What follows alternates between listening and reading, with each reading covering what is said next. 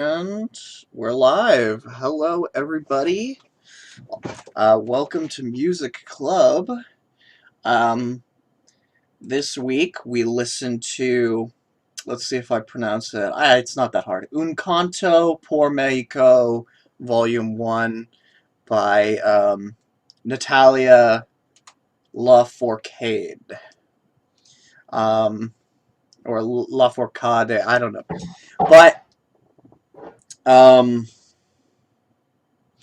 I selected it. It was somewhat of a random pick. I found a random album picker. Actually, okay, so I found another random album generator, and I was just like shuffling it, and it was all just like pop top 40 stuff that like everyone's already heard of, and like stuff that I've either already listened to or just have no interest. It just doesn't seem interesting at all. So someone made a random album generator of all the albums that Anthony Fantano has ever rated positively. And I used that, and that's how I got this. Because I wanted something that wasn't like Ariana Grande, right? It's like I wanted to discover something new if I'm looking for something random. Yeah, it'd be like reviewing bubblegum. Yeah, and I mean, if I wanted to review Ariana Grande, I would just review Ariana Grande. I don't need help discovering Ariana Grande, right? Like I'm very aware of Ariana Grande. So, when looking for something random, you want something a little different, and this was definitely a little different. I was pleased with this. So yeah, that's really all the backstory that there is. Um, I can't imagine you've heard of this artist. Nope. Yeah. Yeah, I did a little digging about What halfway through. what did you find? Basically, it was pretty much. it wasn't a ton of discovery because it's been a busy week. But essentially, somewhere about the midway point, I was like, this seems just a little off. I think it was it felt like it was being played way too straight, almost in a lot of places. Like there are places where they let the instrumentalists play a lot, but I was like, given every mariachi band I've ever seen live, this feels like this is getting played too straight, and that makes me think that maybe this is like a Latin pop star who is doing, doing a like folk album or like pulling back from the back catalog. Turns out that's exactly what's happening here. Yeah. This was produced through Sony. And I'm not saying she's got an excellent voice, and she does executes the style really well. It's just that it's like played too dead on in a lot of places.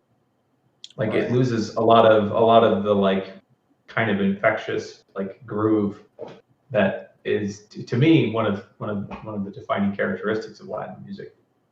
But That makes sense. Still good. Yeah. Still fun. Yeah. Totally. And I think particularly song 3, I won't go straight into it, but I remember like sitting there listening to Veracruz and going, like, if you gave this guitar part to like a synth, it would sound like trip hop, right? Yeah. Or it would sound more like kind of a lo-fi beach vibe song. And it's interesting. It's interesting how much instrumentation affects our assumptions about the music. Yeah. Because the underlying harmonic structure would have worked. You could transplant that whole vibe to a different genre really easily. Yeah, absolutely. And she started out as kind of an indie pop star. So. Yeah, I'm glad you did research because I did literally zero. I knew that this was like considered a pop album, because that was like one of the tags. So I figured it was something. But yeah, I didn't do any research this week. Yeah. And it's worth noting that like I'm not even going to say like she clearly has a very sincere interest in like honoring the musical tradition that has risen up in Mexico, because she's done other albums kind of commemorating a specific composer, I believe a bolero composer, and she's done other albums kind of working through Mexican folk music as well. So I don't doubt the sincerity of her interest. It was just there was something in the back of my brain that was like, I can hear them getting this onto the grid too well. Right. Right. Yeah. Like they brought in, there was some studio tech who doesn't actually understand the style and was like, but we have to make sure it's perfectly in time. Right. Yeah. And I mean, it definitely also, I will say, in terms of, it definitely sounds like a high production budget. Like when you like listen to it, like just the amount that they fit in, especially with like the strings and stuff like that, like it almost at some point sounds like cinematic. Um, and like it definitely like if it was indie, I would say it's like a talented production team at least. Yeah. In terms of like And design no, and this spacing and is stuff. Sony's record label, so like it's not Right. Right, absolutely. Yeah, absolutely. It's Sony. They probably put money into it. I don't know. But yeah. Let's see. Okay, yeah, continue with just like what else did you notice? Did you notice anything else?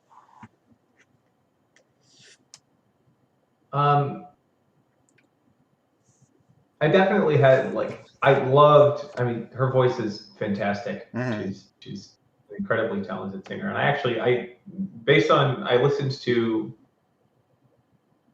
while I was digging through, just because I was like, I want to know what her other music sounds like. Mm-hmm. It still uses a lot of like the track that I heard still had acoustic guitar. There was just a lot more like obvious pop production going on, Mm-hmm. like spatial processing. Right? It was a lot more produced, and her vocals had been processed a lot more On her other stuff, or on this one? Yeah. And I was listening to the kind of the one track from her 2015 album that made it onto American radio.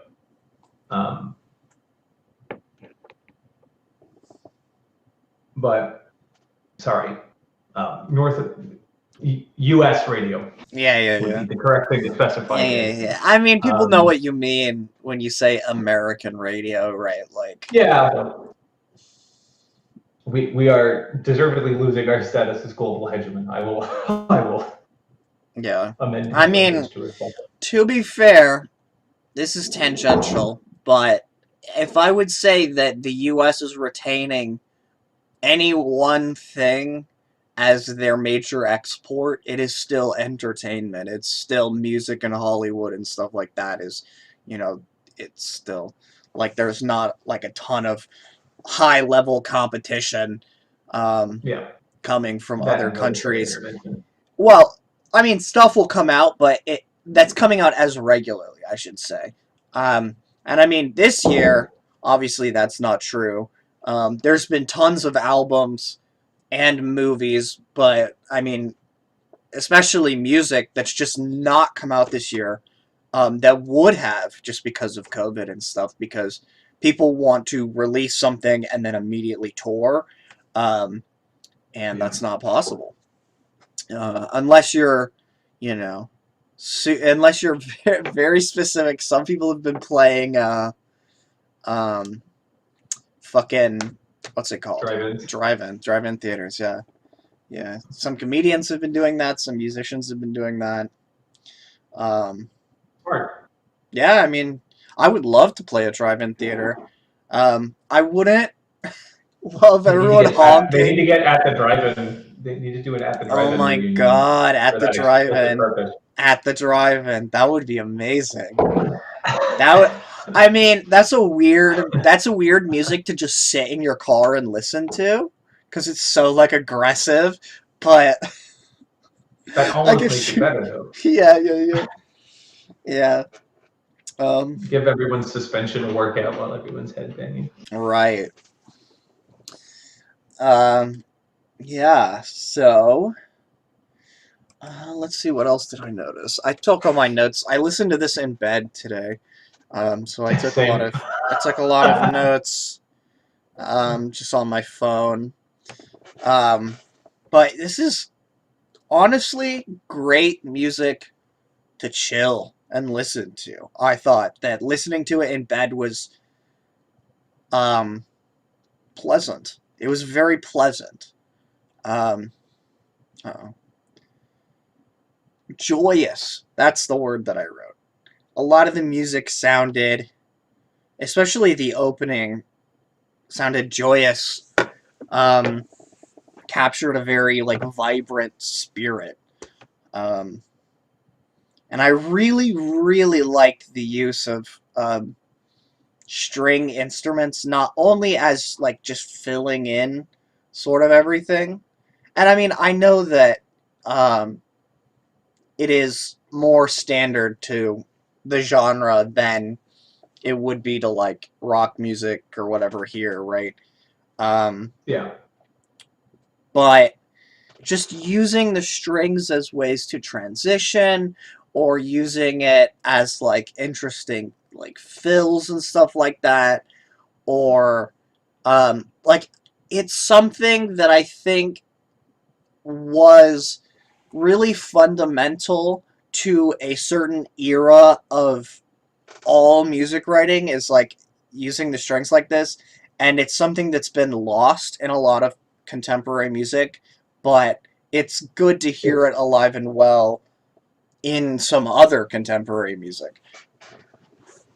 Like, Yeah, it's kind of the original ear candy, mm-hmm. and I realized that like that's again part of what like almost what clued me in a little bit. And again, that using like the amount of like little flourishes and ornamentation, right? That is totally native to the style. Right.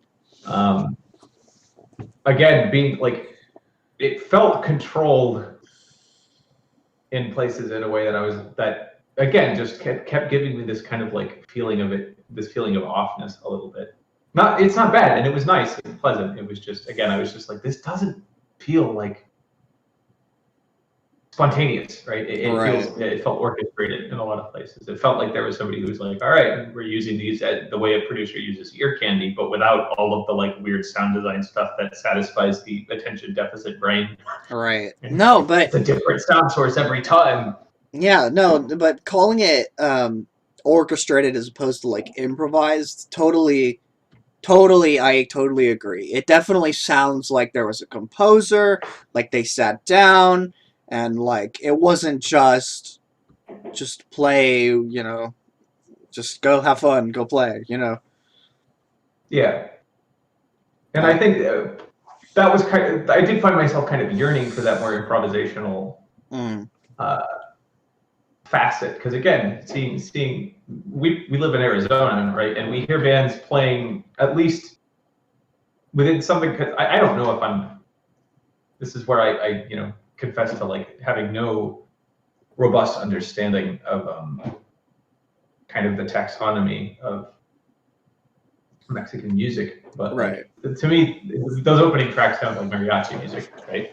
Mm, And used to hearing that live, there's like they play with their lines a little bit more, right? They play with the ornamentation, and there's a little more. Um, yeah, just bravado and spontaneity. yeah, And I will say that, like, it's a little more free, you can just yeah. yeah, You were which it saying. is kind of funny to hear myself saying I'm yearning for that because I do find that with that style of music in general, I think as somebody who wears all black all the time, it's probably unsurprising to hear that. Like to me, my brain receives that as somebody going, "Be happy, be happy, be enthusiastic," and it's just a total turn on for me. Right. It's for the same reason that like I don't like a lot of. It bothers me the same way like country music that wants you to dance to it bothers me, right? It's this Mm, like artificial. I can feel the attempt to manipulate my emotional state, and like it triggers my psychological immune system. But that doesn't mean that I don't appreciate like it's awesome music. It's well performed and executed. It's just personally like I don't like just like, oh man, it's time to celebrate music. That's that stuff bothers me. But again, that is just a matter of my personal constitution. Like any celebrational music, like no, like funk, like funk and like more overtly jazz derived stuff. I mean, I love Snarky Puppy. Snarky Puppy is my like vibe. Okay. Yeah. Happy music, or again, like funk, but. But usually there's a little more dynamism, right?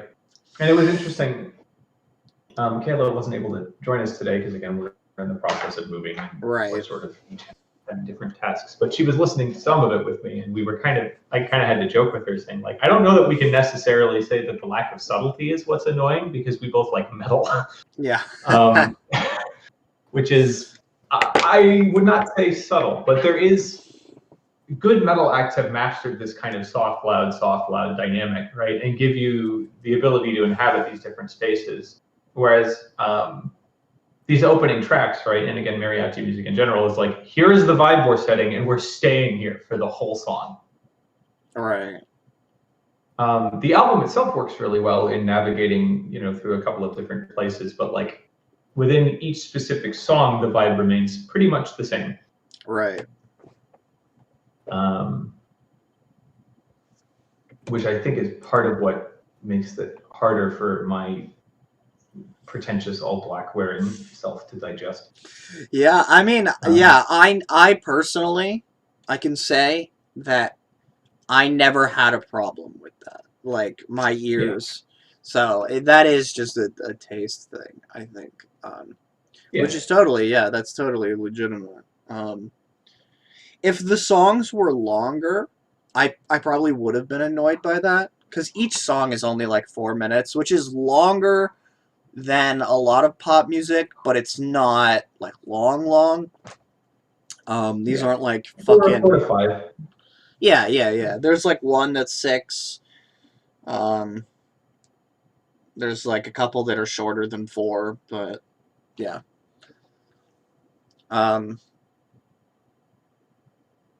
Yeah. I kind of just, my brain just, I don't know.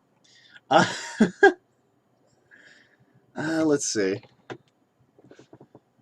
No, I didn't take that many notes. I was too busy just relaxing. Yeah. And again, for me, like it had that super relaxing, chill effect for me. Like all the down tempo stuff worked really well for that. I assume that's partially because like it's recalling elements of bossa nova to parts of my brain.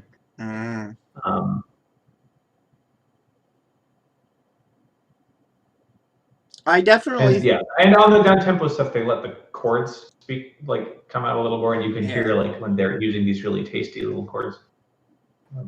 Yeah, I definitely can hear, like, in this album, like, this is definitely, like, pop in the way that, like, this is a good first foray into the genre, like, for me and for, someone else who wanted to get into the genre, I think, because there's nothing that's, like, really super challenging about it. There's nothing that's really... like, it's like you said, it's celebrational. It sort of stays positive even in the more down-tempo stuff. It's not necessarily watered down. I mean, it's just made pleasant. It's prettied up. They put makeup on it. You know what I'm saying? It's not necessarily 100% natural. It is sort of more like processed pop music. But that does do its job. And that's part of the reason why I think I had such a pleasant time listening to it, because I'm not super familiar with Latin music, and so sort of jumping into the genre at a really easy starting point was just very pleasant. And I think that's probably part of what that probably contributed to some of the difference in our perception of it. Because I'm by no means an aficionado, but I know growing up, like my dad would put on Tito Puente records. David Byrne has a whole album where he's just working with a bunch of Latin musicians and really focusing on front and center and that style in the more kind of taking a more deep cuts approach to it, right? Which is interesting because David Byrne's a white guy who shows up, but he's also he's like he's it's not even quite a perfect comparison, but he's like an Anthony Bourdain of music, right? Like he goes all over the world and like tries to and works with local musicians and tries to like bring that style as authentically back, which is again, and it's interesting because here we have a homegrown Latin artist who's I presumably as a result of working with the record label a bit and just having more pop sensibility, kind of pulling it back a little bit, and keeping the ornamentation restrained, not doing anything terribly rhythmically challenging. Right. I realize this all sounds critical. I did genuinely enjoy the music. It's just realizing that I think the Latin music I've listened to goes a lot further. Right? Like, whereas this does feel like a more like approachable, kind of restrained and orchestrated, kind of top down, as opposed to collectively generated. Right. Music. Yeah, and who knows? That could be entirely intentional in order to appeal. I mean, it's Sony, so of course they want to appeal to as large of an audience as possible. And taking someone who's already popular and then in, the area where they would want more challenging or different music and then, raising them up like I mean, I can't speak to any record executives' intentions or anything, but it wouldn't surprise me if they wanted to try to be as widely appealing as possible. Yeah. And certainly challenging rhythms and stuff. Yeah, this definitely isn't the album if you want to hear like crazy, like licks or like you want to hear some like wild whatever. Like this is definitely not the album. And I think that's okay. Like I think that not everything needs to be, but also like I said, I'm not super like aside from Latin jazz, because I can say I've listened to some Latin jazz, like anything else, like growing up, my parents didn't put on music at all. Like entirely my taste in music was developed from me going, hey, I really like music, but I don't know any music. I need more.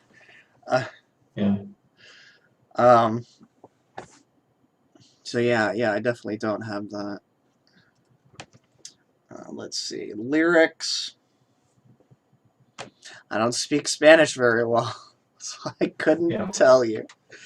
I do recognize words and stuff and phrases, but I don't know. And and then that's like, you guys live in Arizona and you don't. I don't speak fluent Spanish. Okay. We have fragmentary Spanish. It's like our government goes out of the way not to make it not completely unnecessary to learn here. That's true. That's true. Yeah, I mean, I took some Spanish classes in high school, and I mean, you do definitely living in Arizona. There is a certain level of Spanish that you would understand that someone in, I don't know, Pennsylvania wouldn't, right? Like, I mean, I'm not gonna just start speaking phrases and stuff, but um, certainly and also one can say that there's a difference between being able to intuit and when someone talks to you and you being able to kind of get what they're talking about and you being able to talk to them. You know what I'm saying? Yeah. Because I can definitely do the former a lot better than the latter. Um, I don't know. I should put effort into learning other languages. My sister knows like a ton of other languages. Hey man, music counts. That's true. Music is the universal language. Let's see. Instruments. I mentioned the strings. The horns, obviously, definitely part of the genre, but always nice to hear. Um, the instrumentation, that's what was the thing I was going to say. The overall instrumentation is not a common instrumentation to find in a lot of music in the US that's like pop. Um, so it's really nice to hear. For me, it's very refreshing to hear an instrumentation that's just completely different. There's no electric guitars. There's not any real like synth work or any of that kind of stuff, right? Like that's really nice. Um, and yeah, it wasn't crazy. There wasn't anything that like blows you away, but it remains pleasant, I think, throughout. Um, let's see. But yeah, this is an album that could be reproduced live with no electricity required. Yeah, which is good, actually. I mean, it kind of depends on the size of the venue you're playing.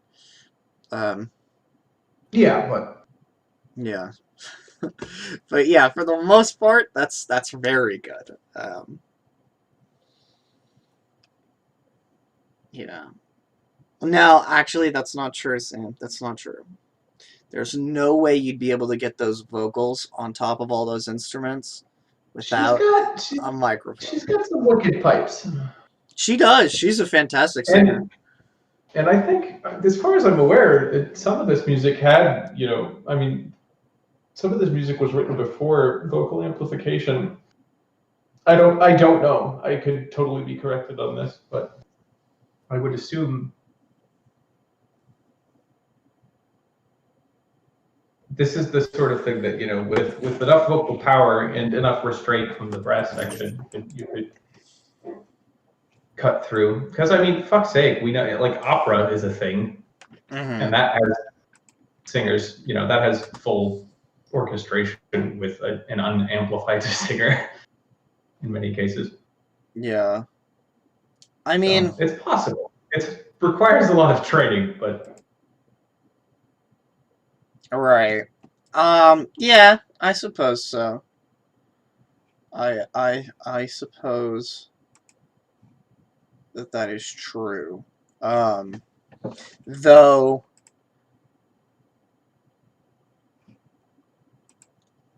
I would say that most people cannot do that without training, and also in the opera houses, the instruments are not in the same place as the singers, so like acoustically, um, the singers are singing directly into the audience, where there's a little bit of a barrier in between the instruments and the audience. So yeah. it's a little different, but yes, that's true. That some people can sing really fucking loud. Um, but fuck them. We have microphones now. We don't need that shit anymore. Okay. Actually, no. I'll take that back. Rip opera singers. As someone who has worked as an audio engineer for live singing, someone who can naturally sing really loud anyways sounds way better on a mic than someone who sings super quietly. Mics only sort of help boost you, and obviously they'll take you, like, you know, the sound waves and put them in places where they never could have been.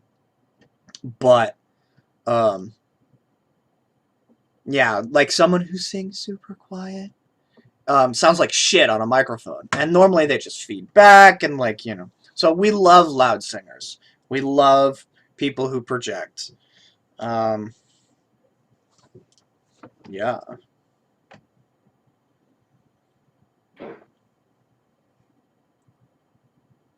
The album was released on May 8th, only in digital form due to complications from the socio-economic impact of the COVID-19 pandemic. That makes sense. That was one thing that I wondered about listening to it as well. If that kind of contributed to some of the over quantized feel, right? If it was the sort of thing where, because at May 8th, I don't know at all what the typical production pipeline and timeline looks like on records like this, right? But this is presumably the sort of thing that, like, might not have been recorded until after COVID was, like, all over the place. I don't know what the turnaround is. It was released in May, early May, so let's say if it takes at least a month to like mix and master and stuff, unlikely that it was recorded. I don't know. It just sounds high production enough. You'd think that they probably would have finished this at the tail end of last year. But I guess you don't. That seems more likely. Yeah, I guess you don't really know. But it's also the sort of thing where they could have been practicing and practicing and practicing, right? And just been prepared to, like, bang all of them out in a couple of days and then toss them off to the label for mixing and mastering. It looks like this album was produced fairly quickly, because she played a concert on November 4th, 2019, where she announced this album, and then it was released on May 8th. So it was it all written or composed and recorded and stuff in that time. That's pretty quick. So who knows? Who fucking knows? I don't know. Sony's not likely to release that information. So yeah, I mean, it is possible. It was, like, recorded. Yeah, given again that it's working through a back catalog of pre-existing music. That is the sort of thing where you could spend a lot of time in rehearsal and then just say, okay, we're recording this week. Yeah, absolutely. Yeah, I don't know. Let's see. The singles were One Life. Oh, Una Vida. Yeah. I don't know what Wikipedia, I guess, and then Veracruz. Yeah, that makes sense. Makes sense. I really liked Veracruz. I saved that song. Like, I was like, that song, this is good. Like, I want to listen to this in the car, like, while I'm driving. Yeah, and that was the one. That was the one that I was like, yeah. That's interesting that we can kind of detect those harmonic structures, because again, I was like, wait, I'm gonna turn the guitar into a synth in my head, and I'm like, oh, I get why this jives. All right. With my the template that already exists in my head. Maybe we should do a cover. Do a synth cover.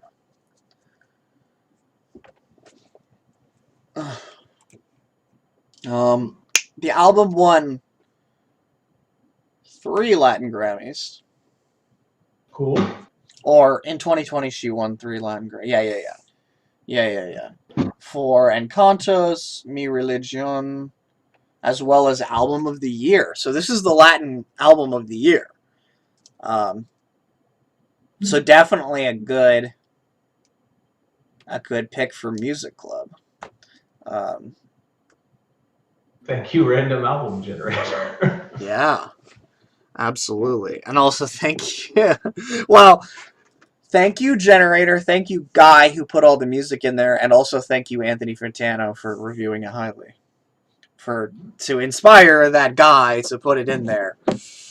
So, how long have we been streaming? It doesn't say on the fucking. Oh, Probably about 40 minutes. okay. Yeah, I guess it's about 4.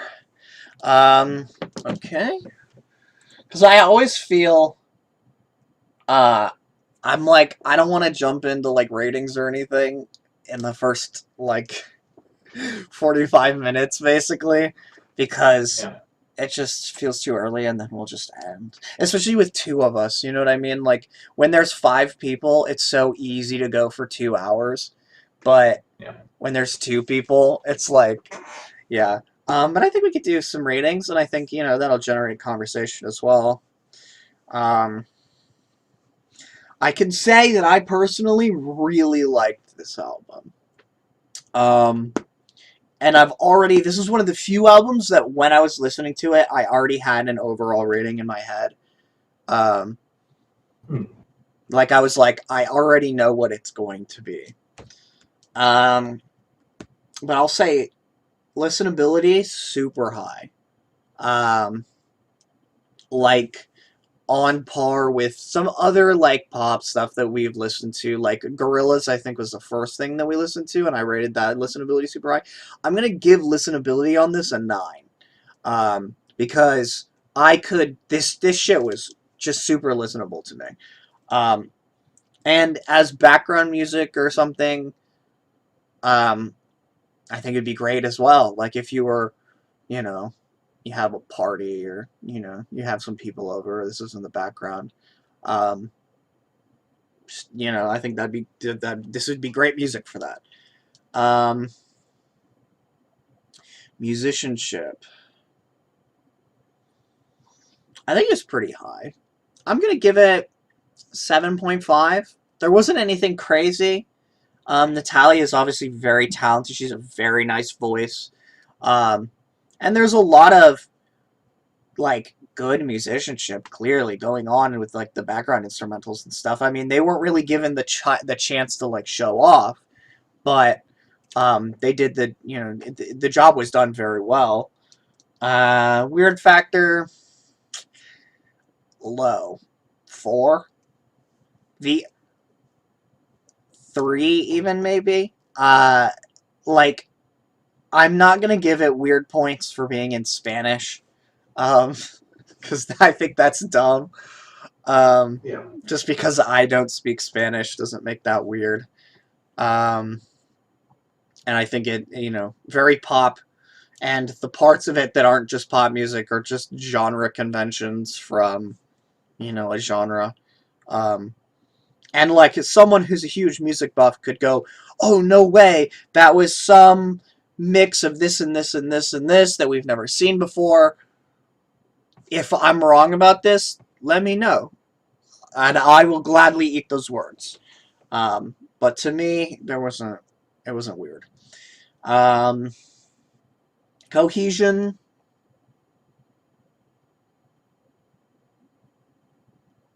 7. It was cohesive. It was good. It flowed. There were good transitions between here and there. I might even give it an 8. It, it, yeah. I was never pulled out. I never felt like there were obvious skips in between certain songs and stuff like that, where one song ended and another song began.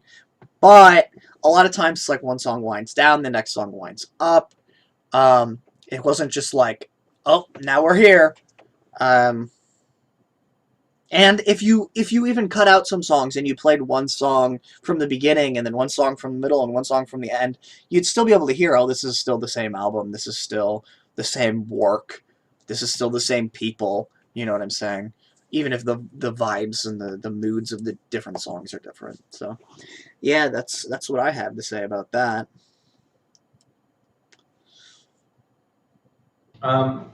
Yeah, for me, I'm on the more down tempo stuff. I'm gonna give like I feel like I have to rate them separately because That's fine. I'm glad that on brand I have another. Not really fair to call it sound design quibble, but it's kind of a sound design quibble. Um, but on the down tempo stuff, super listenable, super vibey. Really, really liked Veracruz. I feel like I can already hear people saying "stupid gringo," but I'm sorry, it was good. I liked. I understand why they released it as a single because it feels like one of the more solid. It just like a very concrete sense of place, I guess. Tracks on the album. So for the softer, more down tempo stuff, I'll give it like an 8 or a 9. I could leave it on in the background without a problem. On the more up tempo stuff, there is an approach to trumpet tonal conception in this like live. Again, I am sorry if I'm using the wrong word, but my brain associates it with mariachi bands. It's super like nasal, brassy trumpet tone, and it like triggers misophonia for me. It just bothers me. I hate it for the same reason I hate like over nasal vocals. Mm-hmm. It's just there's something about it that just completely bugs me. It really it zones directly into the like frequency band of like where the human hearing is the most perceptive, and it like really drills into your head, right? Am I wrong? Probably, or probably not wrong. You're probably right there. Yeah. Yeah, that's actually a good point because it makes me. It reminds me of exactly the same feeling I get when my fucking cat won't stop meowing. And yeah, it feels like it's just crying for my attention in a way that's like, oh my god, stop it, stop it, stop it, stop it. Which I'm sad about because it feels like a really dumb thing to let bother me and make it harder for me to appreciate kind of this whole body of music. But alas, that is the effect it has on me. It's like a completely sensory, just like a sensory thing. It just I cannot get used to it. And accordions, I love accordions as machines. They just sound cheesy to me. I can't not think that an accordion is cheesy, regardless of the musical context in which it appears. I think it just triggers this like reflexive eye roll. So that stuff, I get bored of a little more quickly. Which I realized, that's where I talked briefly with Kayla about this, understanding that contemporary pop music has gotten us so used to constant timbral variation. Just all of this ear candy and like sound design stuff from many different sources that I realized like it's this kind of like dopamine, like novelty addicted, doom scrolling brain of mine that's just like, I can't believe you're just using the same instrument for so long. Yeah, that really is really like a Zoomer take. Oh my god. And I will own that. I will completely own that. And my hope is that people understand I'm not completely Zoomer brain poisoned because there's plenty of older more traditionally music with more traditional instrumentation that I can enjoy. Something about accordions and trumpets, like regardless, I hate polka music for the same damn reason. And there is a strong connection between mariachi music and polka music because a lot of Germans migrate to Mexico. I have a question. Part of the reason beer is so big there. I have a question for you on this topic. Does a muted trumpet do the same thing, or is it only? Nope. Okay. No, I love Miles Davis, and I love like noir stuff that uses muted trumpets that Right. kind of, and I realize muting, I'm assuming it's working kind of like a notch filter. I don't know. But I know it thins the sound out in such a way that it's like, okay, a lot of the frequencies that really bother me are gone. I would be interested to know, like, I'll have to get a muted trumpet sample and put it into an EQ. Right. Just to see, like, what am I hating about regular? Yeah. Someone has almost definitely made charts that show the like frequency spectrum difference between a regular and a muted trumpet. Like that's a common enough like instrumentation thing that I don't know. People out there be nerdy and love to make charts, and I love them for it. So yeah. But another example I could pull is like part of the I love like mad incredible respect for John Coltrane as an instrumentalist. His entire tonal conception and like the droves of imitators of his like sound on tenor sax. I just have trouble jiving with for the same reason. It's just a sensory issue for me. Man, I dragged that out. Point being, on the more upbeat stuff, listenability is considerably lower for me, closer to like a 5, probably like 5 or even a 4. In that, like it would wear on my patience to the point that I would ask for it to be turned off past a certain point. For me, 5 is like I wouldn't like having this on, but it's tolerable indefinitely, right? Right. And once you're below 5, then you're like, okay, eventually I would ask you to get rid of this. And it's precisely because of that like baby crying frequencies.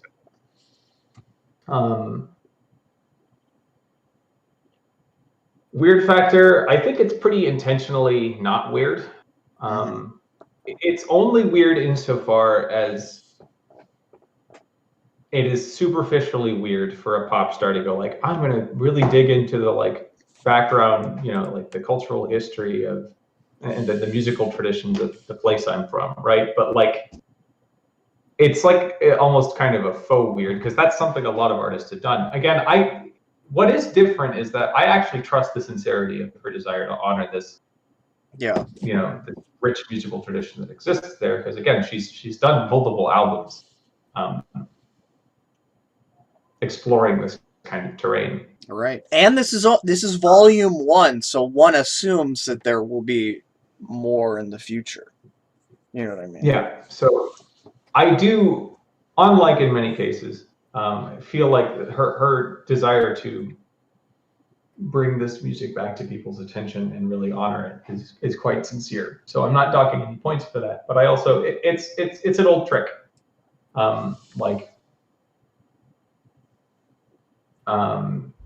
Even it's not quite the same level, but like just unplugged concerts on MTV, right? We're like trying to appeal to the same sort of like, oh man, what if we stripped it down, really got back to the roots of music, right?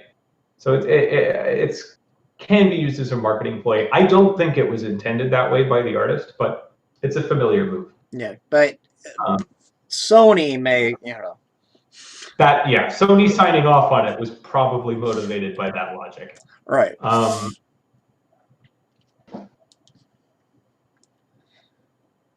Yeah, and it evokes the same kind. It's again, I like this more than John Mayer's forays into country. Oh God, yeah.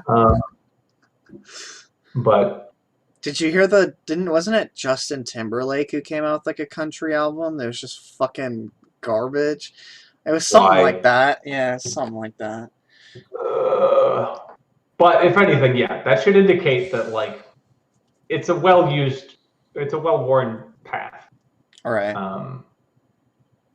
The difference here being there's, I think, a much more authentic drive on the part of the artist to honor this older music, rather than just the sheer novelty value of like, what if we took a pop star and had them do standards? Right. all that being said, I think it's intentionally not weird. That what it's attempting to do is like evoke this older cultural cachet, and evoke kind of a nostalgia.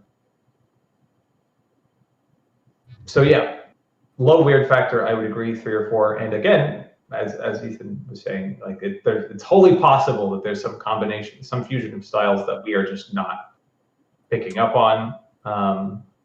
That is quite genuinely innovative and strange, in which case I too will eat my words. But my general impression is that it is intentionally not weird, and therefore low weird factor doesn't mean it's bad. It's just not weird.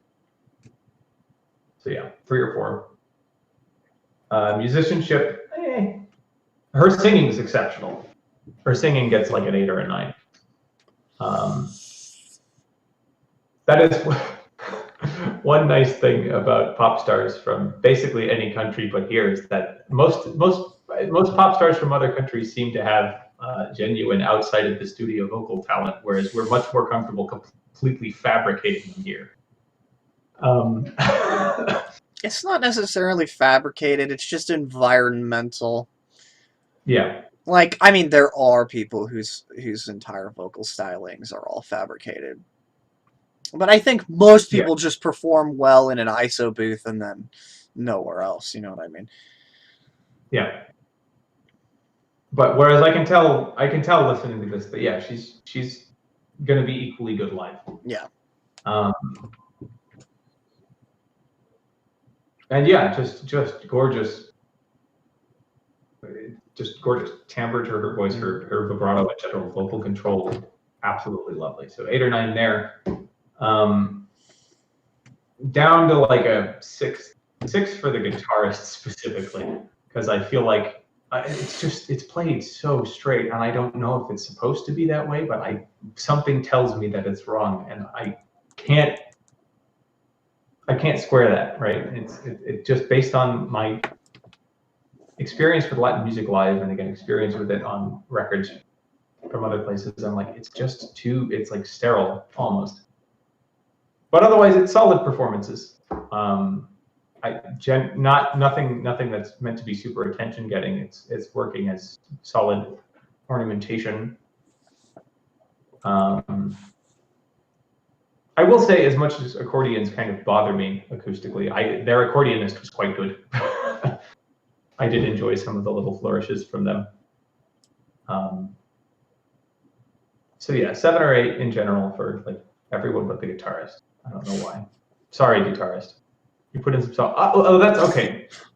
The guitarist that they put highest up in the mix. There was the rhythm guitar sections were very good. They had a lot of the like rapid strum stuff. I can't even replicate it. I forget what the correct term for that style is, but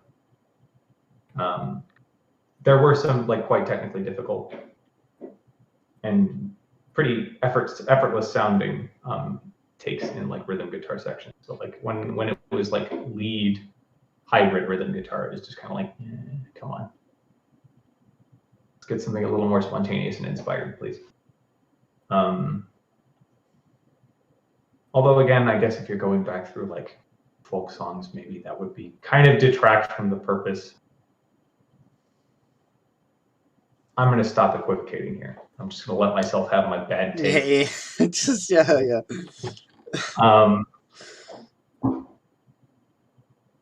And then that leaves us with that's the big 3, right? So that just listenability, musicianship, weird factor, cohesion. Oh, cohesion.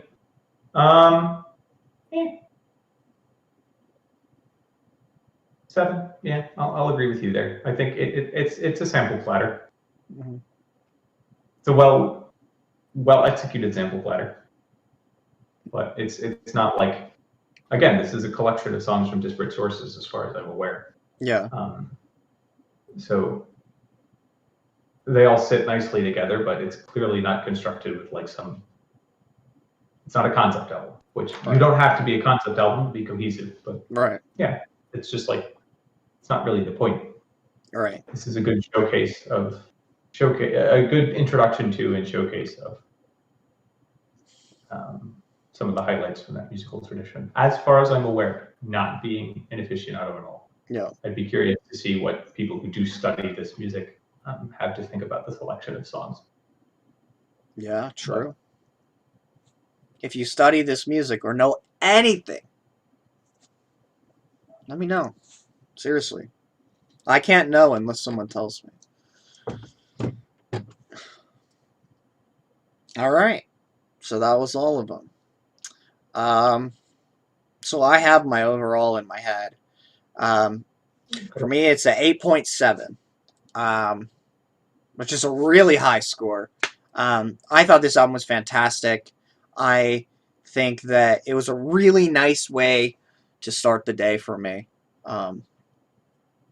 And I think it's a good foray into that type of music. It was good enough that it makes me want to listen to more, which is important, I think. So 8.7. Not a 9, but an 8.7. Yeah, I'll give it an 8. I think because I think it's cool.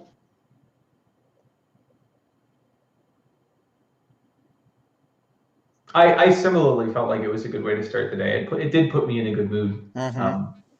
As much as I am annoyed by things attempts to put me in a good mood.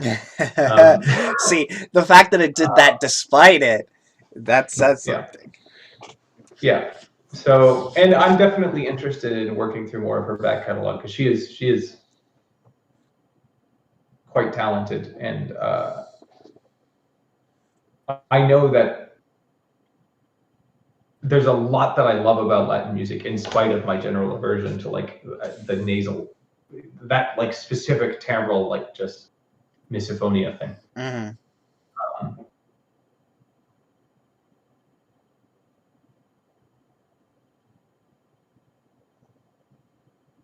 I'm like sitting here thinking to myself, like I love wah effect on guitars though, and that, but I guess it sweeps it. It doesn't like sit in one space, and that's like it's punctuated. It's not constant. All right. It's used for effect, but yeah, I'll give it an 8 because I think it's a good introduction. It does make me want to go through more of her back catalog and to investigate just Latin music in general, more, and particularly just see what sort of wells she's pulling from and listen to those. Absolutely. If there's ever a time post-COVID where music is ever a thing again, and if she were to ever come here, I would certainly want to go and see it, provided it didn't cost like $50. 50 depends on where I am financially at the time. I'm speaking as a poor man in the COVID days of, you know, but I mean, this is the type of, I know she played in LA, so it is possible to come to Arizona. I think for this type of music, if you're going to come somewhere, Arizona's probably number 2 after California, so there'd be an audience for it, definitely. Yeah, absolutely. So, like, if she does ever come to town, I would definitely be interested. This whole segment has just made me preemptively like yearn for the time at which we have enough clout that we can find somebody who's like deep in Latin musical tradition and like have them on as a guest to help enlighten us. We don't necessarily need clout if we can find the person ourselves. But True. yeah, to have them come to us would require clout, yes. Yeah. But I'm actually. That's true. I guess if they're enthusiastic enough to just talk about it for like free. Yeah, I don't see why someone wouldn't be. You know what I'm saying? It's like if there was something that you really liked, and someone was like, "Hey, you want to just come talk about it on YouTube or Twitch or whatever?" I don't know. I've thought about that too. Is like trying to reach out to some people and like I wouldn't know who. I'd have to do research. Yeah. But like, just talking to people about music that I don't really necessarily understand. Um, yeah, yeah. That about sums it up for me. Do you have any pressing thoughts? No. Okay, you guys want to see a cat? There's a sleeping cat right there. All right, No. well, thank you everybody for watching. Make sure to like, subscribe, follow me on Twitch. Um, there's a playlist of this if you like these. We are here pretty much every week doing something new. Um, so yeah, thank you all for watching. And everyone have a good day. Um, Lastly, everyone, say goodbye to the Orange Wall. oh, this is The last music club that will be streamed from this This room is for me. Fiend. This is Finn for the fucking orange wall. Wow, next week is gonna be the other house, huh? Are y'all well, I guess we could talk about this off stream. Yeah. But goodbye, Orange Room.